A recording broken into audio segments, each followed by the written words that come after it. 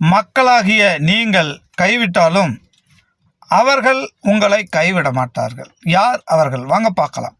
அன்பான தமிழ் சொந்தங்களே வணக்கம். இது உங்கள் பேச்சுரிமை அதிகாரம். கற்பி ஒன்று சேர் புரட்சி செய்கின்ற வரிகளுடன் யார் அந்த மூவர்? பார்த்திங்கன்னா விடுதலை சிறுத்தைகள், கம்யூனிஸ்ட் 2. இந்த ரெண்டுமே பார்த்திங்கன்னா போராட்ட களம் என்றால் வீரியமாக செயல்படும்.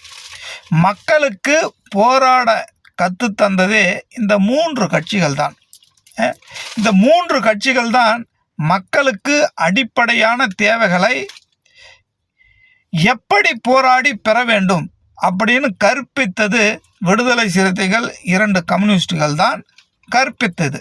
ஆனால் இந்த நடந்து முடிந்த தேர்தலில் இந்த 3 கட்சிகளையும் புறக்கணித்திருக்கிறது.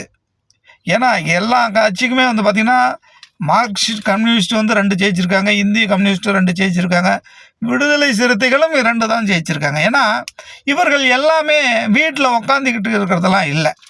உங்களுக்கு ஏதாவது பிரச்சனை என்றால் அரசு அதிகாரிகளுக்கு பிரச்சனையா வந்து நிற்பாங்க, இல்லை பொதுஜன மக்களுக்கு பிரச்சனையா வந்து நிற்பாங்க, சாதியவாதிகளுக்கு பிரச்சனையா வந்து நிற்பாங்க, மதவாதிகளுக்கு பிரச்சனையா வந்து நிற்பாங்க. இப்படி யார் பக்கம் நியாயம் இருக்கிறதோ அவர் பக்கம் வந்து நின்று போராடி அவர்களுக்கான தேவையை வாங்கி கொடுப்பார்கள் இவர்கள்.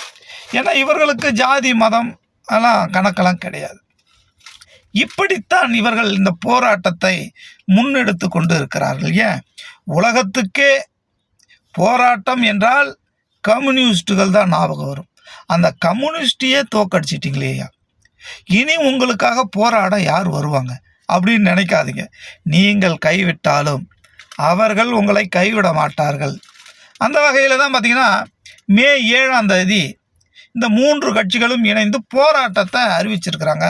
எதுக்காக இந்த போராட்டம் அப்படின்னா மத்திய அரசை கண்டிச்சு. ஏன்னா இந்த மத்திய அரசு இந்த கேப்பில் என்ன பண்ணியிருக்காங்கன்னா விலைவாசிகளை எல்லாத்தையுமே உயர்த்திருக்கிறாங்க. கேஸை உயர்த்திருக்கிறாங்க, பெட்ரோலை உயர்த்திருக்கிறாங்க. பெட்ரோலை உயர்த்தினாவே அனைத்து வகையான பொருட்களும் உயரும். ஏன்னா ஒரு பெட்ரோல் டீசலில் தான் எல்லா பொருளுமே ஏற்றிக்கிட்டு வருவாங்க. அப்படி இந்த பெட்ரோல் டீசல் விலை ஏறினாவே அனைத்து காய்கறியிலிருந்து அத்தியாவசிய பொருட்கள் அனைத்துமே விலை உயரும். அப்போ அந்த உயரனா யார் பாதிக்கப்படுவா? வெகுஜன மக்கள் பாதிக்கப்படுவார்கள், சாமானிய மக்கள் பாதிக்கப்படுவார்கள், பணம் குவித்த மக்கள் பாதிக்க மாட்டார்கள். ஏன்னா அவனுக்கு வருமானம் வந்துக்கிட்டே இருக்கும். அன்றாட காட்சிகள் தான் இதற்கு பாதிக்கப்படுவாங்க. அதனால்